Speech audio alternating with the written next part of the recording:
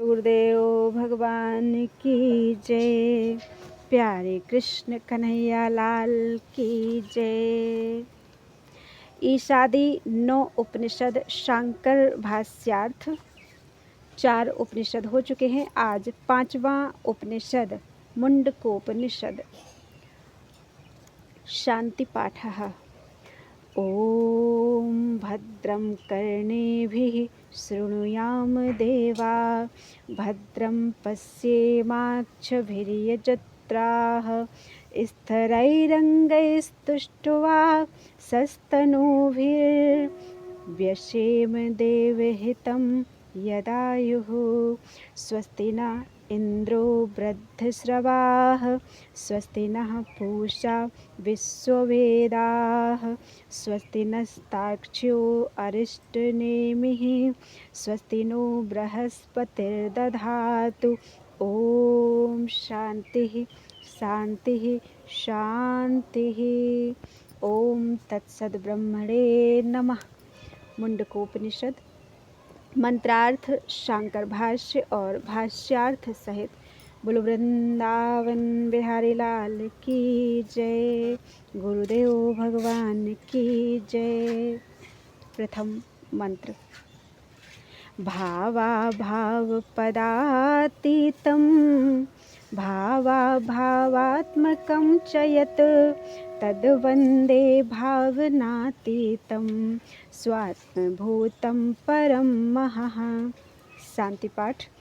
ॐ भद्रं कर्णेभिः शृणुयाम देवा भद्रं पश्येमाक्षभिर्यजत्राः स्थिरैरङ्गैस्तुष्ट्वा सस्तनूभिर्व्यशेमहि देवहितं यदायुः।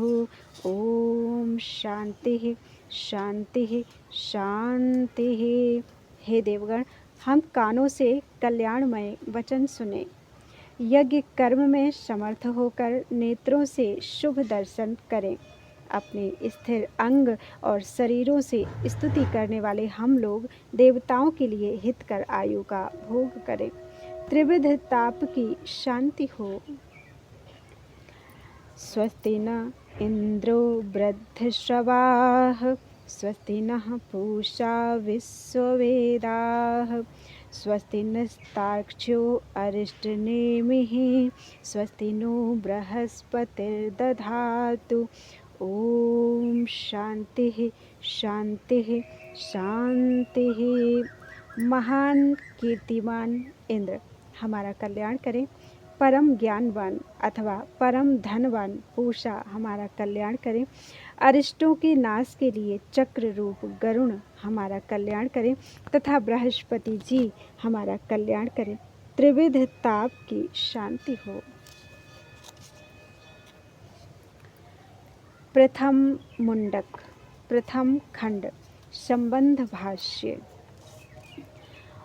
ओम ब्रह्मा देवानां इत्यादि वाक्य से आरंभ होने वाली उपनिषद अथर्ववेद की है।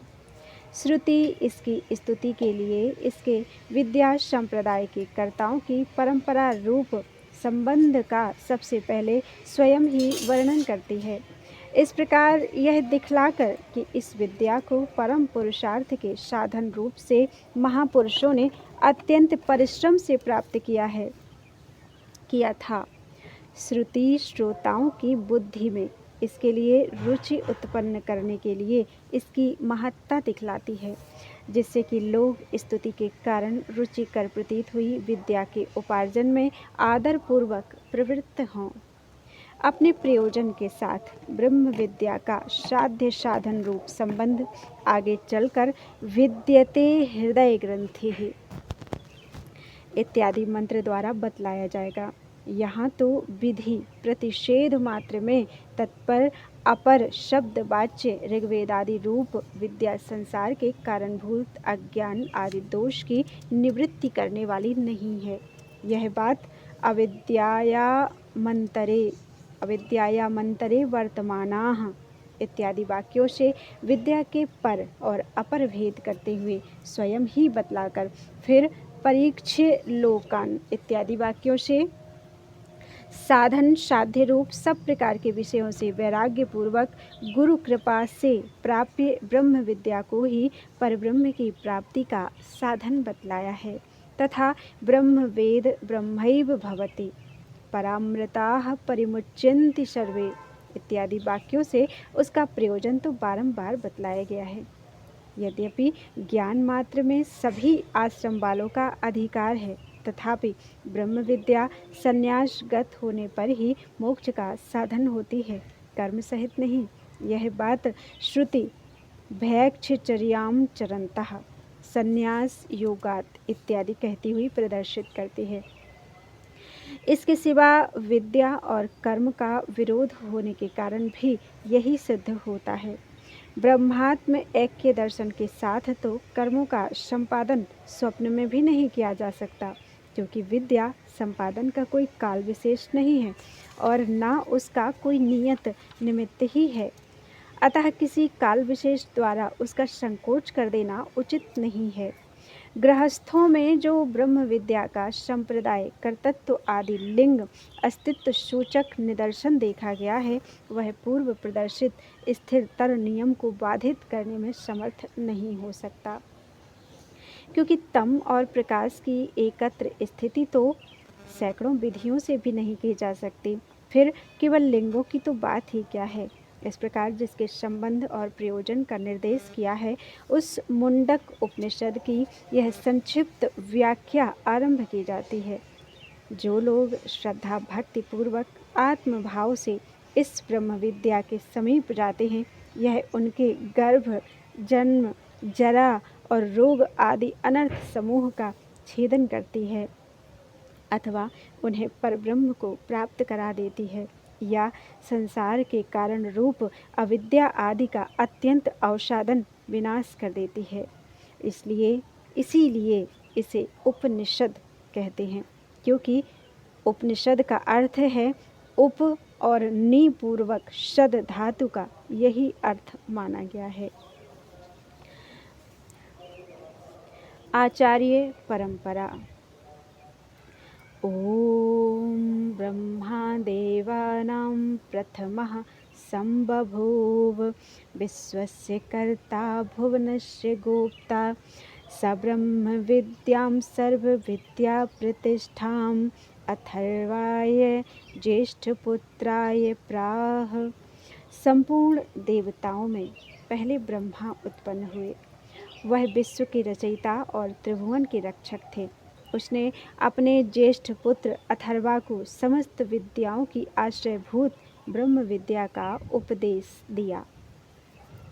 ब्रह्मा परिवृढ़ अर्थात सबसे बढ़ा हुआ, अर्थात महान, जो धर्म ज्ञान वैराग्य और ऐश्वर्य में अन्य सब से बढ़ा हुआ था।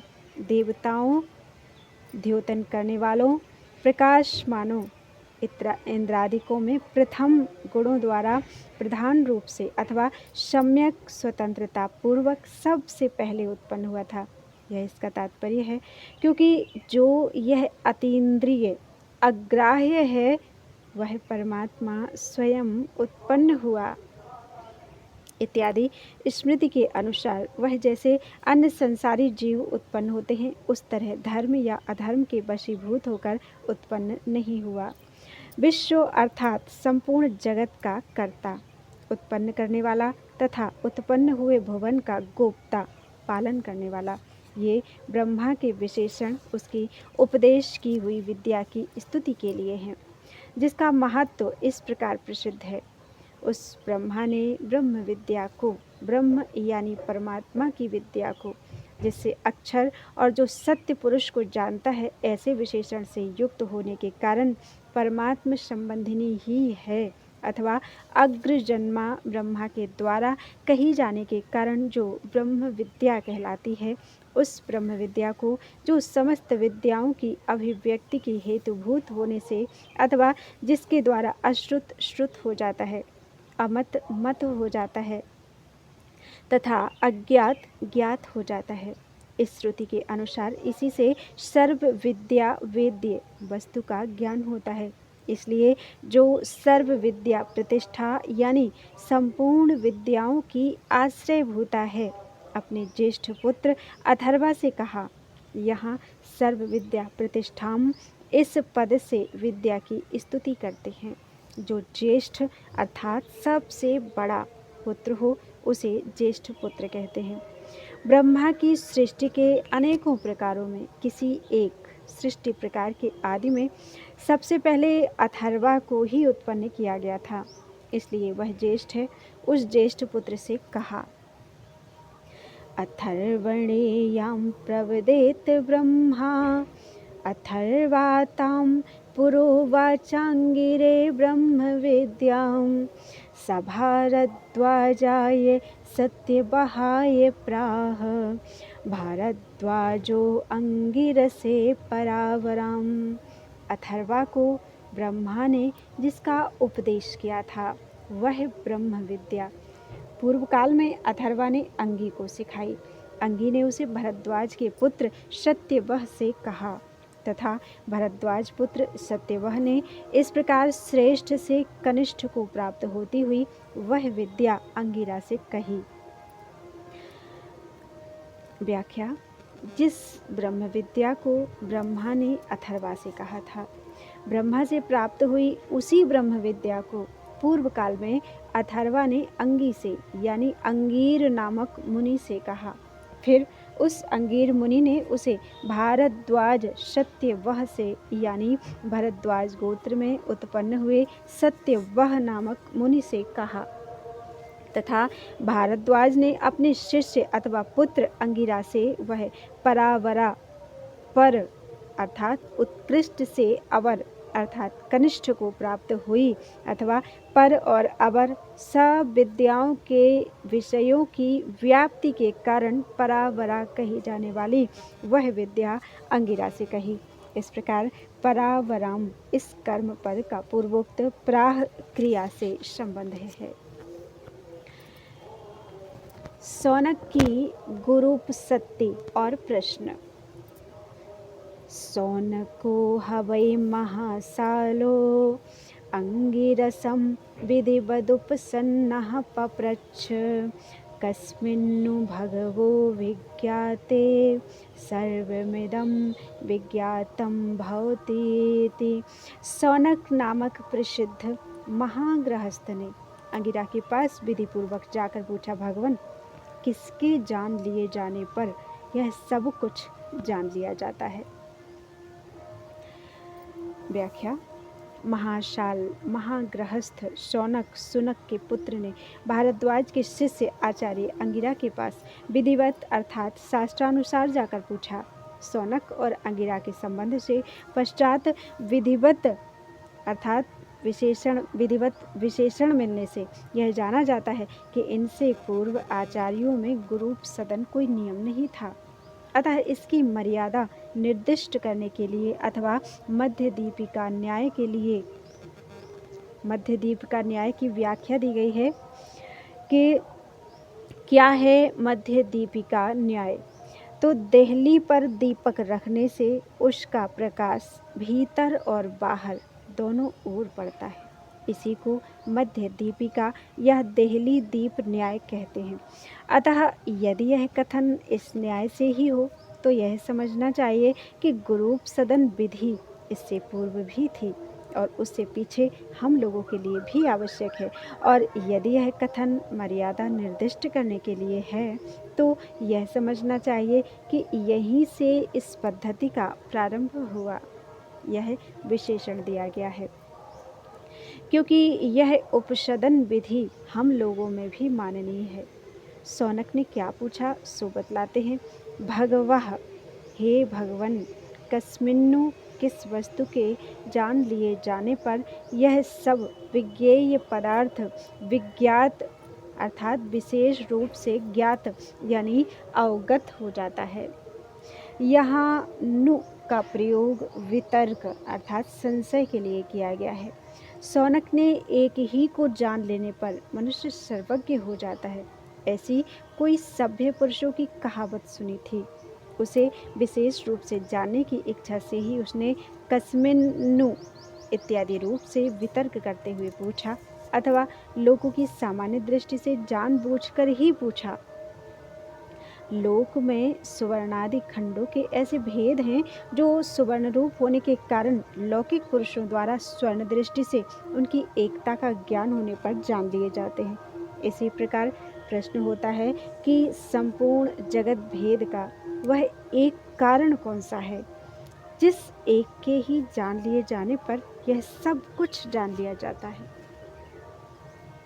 शंका: जिस वस्तु का ज्ञान नहीं होता उसके विषय में कस्मिन किसको, अर्थात क्योंकि किस या कौन सर्वनाम का प्रयोग वही होता है जहाँ अनेकों की सत्ता स्वीकार कर उनमें से किसी एक का निश्चय करना होता है। तो इस प्रकार प्रश्न करना तो बन ही नहीं सकता। उस समय तो क्या वह है, ऐसा प्रश्न ही उचित है। फिर उसका अस्तित्व सिद्ध हो जाने पर ही कस्मिन ऐसा प्रश्न हो सकता है। जैसा कि अनेक आधारों का ज्ञान होने पर किस में रखा जाए, ऐसा प्रश्न किया जाता है। समाधान: ऐसा मत कहो, क्योंकि तुम्हारे कथनानुसार प्रश्न करने से अक्षरों की अधिकता होती है और अधिक आयास का भय रहता है। अतः किस एक के ही जान लेने पर मनुष्य सर्वज्ञ हो जाता है, ऐसा प्रश्न बन सकता है। अंगिरा का उत्तर: विद्या दो प्रकार की है। तस्मै स होवाच द्वे विद्ये वेदितव्ये इति ह इष्म यद् ब्रह्मविदो वदन्ति परा चैवापरा च। उससे उसने कहा, ब्रह्मवेत्ताओं ने कहा है कि दो विद्याएं जानने योग्य हैं, एक परा और दूसरी अपरा। उस सौनक से अंगिरा ने कहा, क्या कहा सो बतलाते हैं। दो विद्याएं वेदितव्य अर्थात जानने योग्य हैं। ऐसा जो ब्रह्मविद, वेद के अर्थ को जानने वाले परमार्थदर्शी हैं, वे कहते हैं। वे दो विद्याएं कौन सी हैं? इस पर कहते हैं परा अर्थात परमात्म विद्या और अपरा अर्थात धर्म अधर्म के साधन और उनके फल से संबंध रखने वाली विद्या। शंका: सौनक ने तो यह पूछा था कि किसको जान लेने पर पुरुष सर्वज्ञ हो जाता है। उसके उत्तर में जो कहना चाहिए था उसकी जगह दो विद्याएं हैं। यदि आदि बातें तो अंगिरा ने बिना पूछे ही कही हैं। समाधान: यह कोई दोष नहीं है, क्योंकि उत्तर तो क्रम की अपेक्षा रखता है। अपरा विद्या तो अविद्या ही है, अतः उसका निराकरण किया जाना चाहिए। उसके विषय में जान लेने पर तो तत्वतः कुछ भी नहीं जाना जाता, क्योंकि यह नियम है कि पहले पूर्व पक्ष का खंडन कर पीछे सिद्धांत कहा जाता है। परा और अपरा विद्या का स्वरूप: तत्र परा ऋग्वेदो यजुर्वेदः सामवेदो अथर्ववेदः शिक्षा कल्पो व्याकरणं निरुक्तं छन्दो ज्योतिषमिति। अथ परा यया तदक्षरम् अधिगम्यते। उनमें ऋग्वेद, यजुर्वेद, सामवेद, अथर्ववेद, शिक्षा, कल्प, व्याकरण, निरुक्त, छंद और ज्योतिष, यह अपरा विद्या है तथा जिससे उस अक्षर परमात्मा का ज्ञान होता है वह परा है। उनमें अपरा विद्या कौन सी है सो बतलाते हैं। ऋग्वेद, यजुर्वेद, सामवेद और अथर्ववेद, ये चार वेद तथा शिक्षा, कल्प, व्याकरण, निरुक्त, छंद और ज्योतिष, ये 6 वेदांग अपरा विद्या कहे जाते हैं। 4 वेद और 6 वेदांग अपरा विद्या कहे जाते हैं। अब यह परा विद्या बतलाई जाती है जिससे आगे छठे मंत्र में कहे जाने वाले विशेषणों से युक्त उस अक्षर का अधिगम अर्थात प्राप्ति होती है, क्योंकि अधिपूर्वक गम धातु प्रायः प्राप्ति अर्थ में प्रयुक्त होती है तथा परमात्मा की प्राप्ति और उसके ज्ञान के अर्थ में कोई भेद भी नहीं है, क्योंकि अविद्या की निवृत्ति ही परमात्मा की प्राप्ति है। इससे भिन्न कोई अन्य वस्तु नहीं। शंका: तब तो वह ब्रह्म विद्या ऋग्वेद आदि से बाह्य है, अतः वह पराविद्या अथवा मोक्ष की साधनभूत किस प्रकार हो सकती है? स्मृतियाँ तो कहती हैं कि जो वेद बाह्य स्मृतियाँ और जो कोई कुदृष्टियाँ अर्थात कुविचार हैं, वे परलोक में निष्फल और नरक की साधन मानी गई हैं। अतः कुदृष्टि होने से निष्फल होने के कारण वह ग्राह्य नहीं हो सकती तथा इससे उपनिषद भी ऋग्वेद आदि से बाह्य माने जाएंगे, और यदि इन्हें ऋग्वेद आदि में ही माना जाएगा तो अथ परा आदि वाक्य से जो पराविद्या को पृथक बतलाया गया है वह व्यर्थ हो जाएगा। समाधान: ऐसी बात नहीं है, क्योंकि पराविद्या से वेद्य विषय ज्ञान बतलाना अभीष्ट है।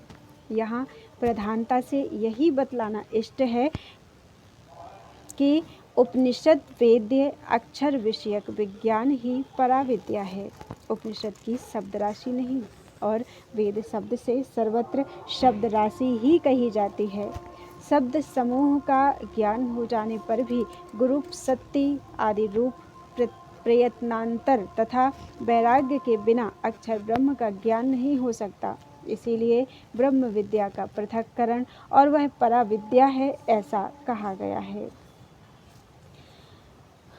जिस प्रकार विधि अर्थात कर्म कांड के संबंध में उसका प्रतिपादन करने वाले वाक्यों का अर्थ जानने के समय से भिन्न कर्ता आदि अनेकों कारकों क्रिया निष्पत्ति के साधनों के उपसंहार द्वारा अग्निहोत्र आदि अनुष्ठेय अर्थ रह जाता है, उस प्रकार पराविद्या के संबंध में नहीं होता।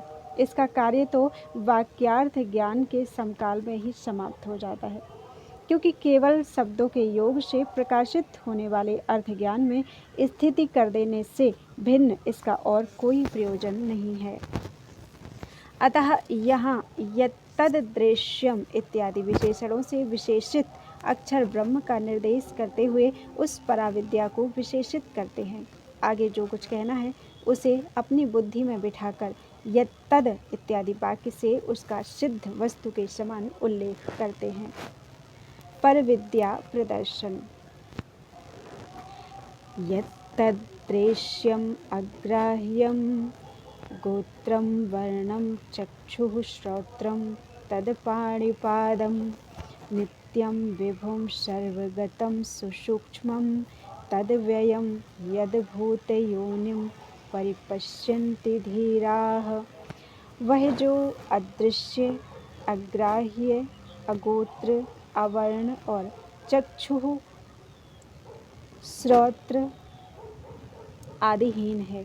इसी प्रकार अपाणिपाद नित्य, विभु, सर्वगत, अत्यंत सूक्ष्म और अव्यय है तथा जो संपूर्ण भूतों का कारण है, उसे विवेकी लोग सब ओर से देखते हैं।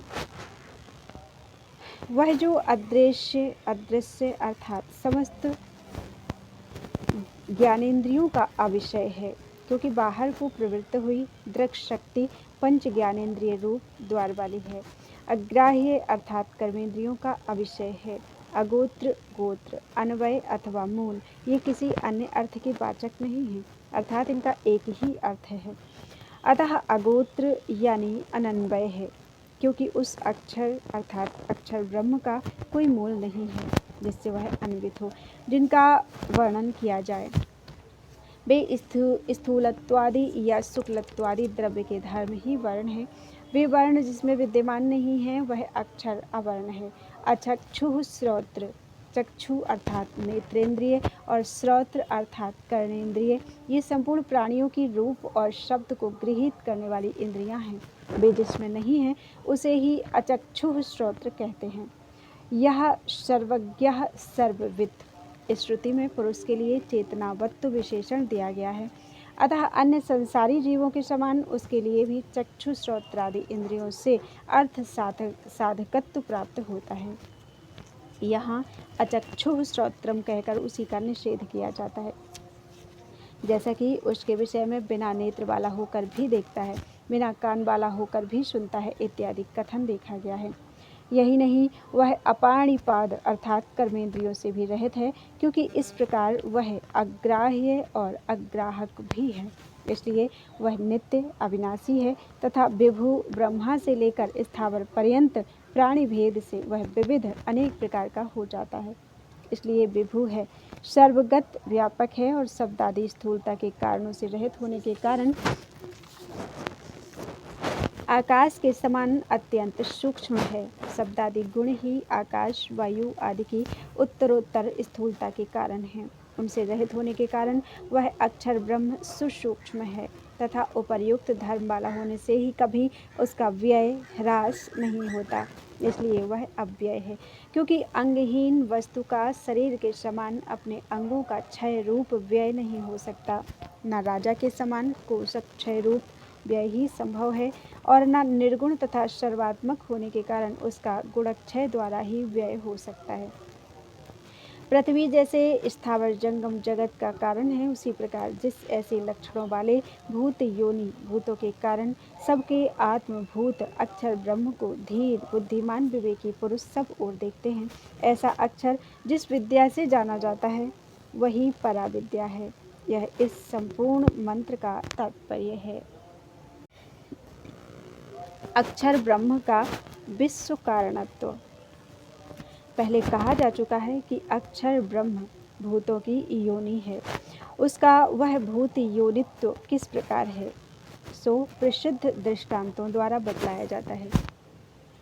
यथोर्णनाभिः सृजते ग्रहणते च यथा पृथिव्यामौषधयः संभवन्ति यथा सतः पुरुषात् केशलोमानि तथाक्षरात् संभवति विश्वम्। यथोर्णनाभिः सृजते गृह्णते च यथा पृथिव्यामौषधयः संभवन्ते यथा सतः पुरुषात् केशलोमानि तथाक्षरात् संभवति विश्वम्। जिस प्रकार मकड़ी जाले को बनाती है और निकल जाती है, जैसे पृथ्वी में औषधियाँ उत्पन्न होती हैं और जैसे सजीव पुरुष से केश एवं लोम उत्पन्न होते हैं, उसी प्रकार उस अक्षर से यह विश्व प्रकट होता है। जिस प्रकार लोक में प्रसिद्ध है कि ऊर्णनाभि अर्थात मकड़ी किसी अन्य उपकरण की अपेक्षा न कर स्वयं ही अपने शरीर से अभिन्न तंतुओं को रचती है, अर्थात उन्हें बाहर फैलाती है और फिर उन्हीं को गृहीत भी कर लेती है, यानी अपने शरीर से अभिन्न कर देती है।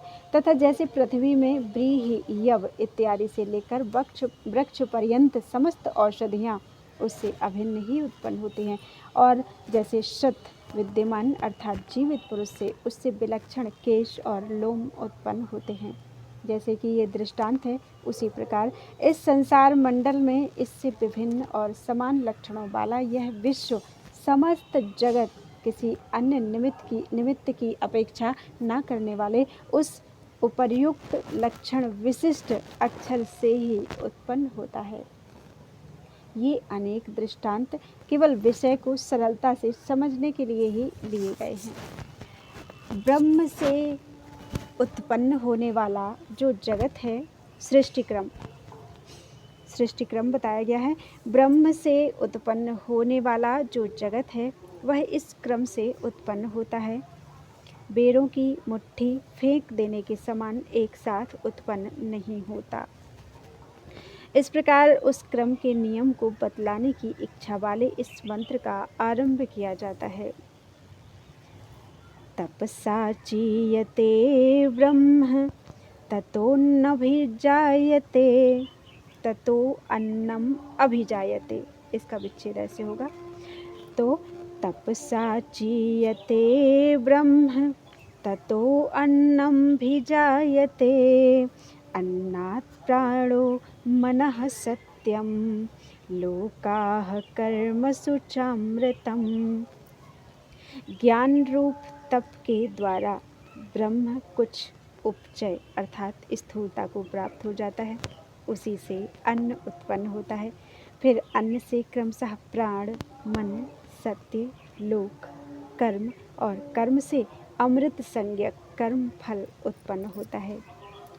उत्पत्ति विधि का ज्ञाता होने के कारण तप अर्थात ज्ञान से भूतों का कारण रूप अक्षर ब्रह्म उपचित होता है, अर्थात इस जगत को उत्पन्न करने की इच्छा करते हुए वह कुछ स्थूलता को प्राप्त हो जाता है। जैसे अंकुर रूप में परिणत होता हुआ बीज कुछ स्थूल हो जाता है, अथवा पुत्र उत्पन्न करने की इच्छा वाला पिता हर्ष से उल्लसित हो जाता है। इस प्रकार सर्वज्ञ होने के कारण सृष्टि, स्थिति और संहार शक्ति की विज्ञानवत्ता से वृद्धि को प्राप्त हुए उस ब्रह्म से अन्न जो खाया यानी भोजन किया जाए उसे अन्न कहते हैं। वह सबका साधारण कारण रूप अव्याकृत संसारियों की व्यचिकीर्षित अर्थात व्यक्त की जाने वाली अवस्था रूप से उत्पन्न होता है। उस अव्याकृत से यानी व्याचिकीर्षित अवस्था वाले अन्न से प्राण, हिरण्यगर्भ यानी ब्रह्म की ज्ञान और क्रिया शक्तियों से अधिष्ठित व्यष्टि जीवों का समष्टि रूप तथा अविद्या, काम, कर्म और भूतों के समुदाय रूप बीज का अंकुर जगदात्मा उत्पन्न होता है। यहाँ प्राण शब्द का अभिजायते क्रिया से संबंध है तथा उस प्राण से मन यानी संकल्प विकल्प संशय निर्णयात्मक मन नामक अंतःकरण उत्पन्न होता है। उस संकल्प आदि रूप मन से भी सत्य नामक आकाश आदि भूत पंचक की उत्पत्ति होती है। फिर उस सत्य संज्ञक भूत पंचक से ब्रह्मांड क्रम से भू आदि 7 लोक उत्पन्न होते हैं। उनमें मनुष्य आदि प्राणियों के वर्ण और आश्रम के क्रम से कर्म होते हैं तथा उन निमित्त भूत कर्मों से अमृत कर्म जनित फल होता है। जब तक 100 करोड़ कल्प तक भी कर्मों का नाश नहीं होता तब तक उनका फल भी नष्ट नहीं होता, इसलिए कर्म फल को अमृत कहा जाता है। पूर्वोक्त अर्थ का ही उपसंहार करने की इच्छा वाला यह नवम मंत्र आगे कहा जाने वाला अर्थ कहता है। प्रकरण का उपसंहार। यः सर्वज्ञः सर्वविद्यस्य ज्ञानमयं तपः अविद्यस्य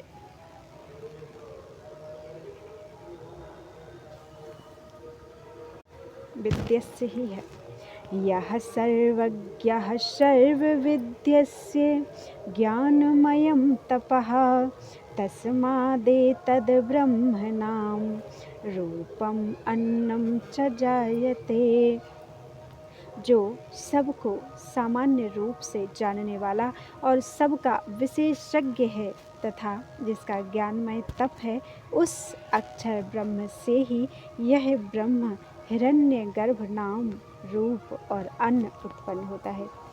जो ऊपर कहे हुए लक्षणों वाला अक्षर संज्ञक ब्रह्म सर्वज्ञ सबको सामान्य रूप से जानता है, इसलिए सर्वज्ञ और विशेष रूप से सब कुछ जानता है, इसलिए सर्वविद है। जिसका ज्ञानमय अर्थात सर्वज्ञता रूप ज्ञान विकार ही तप है, आयास रूप तप नहीं है।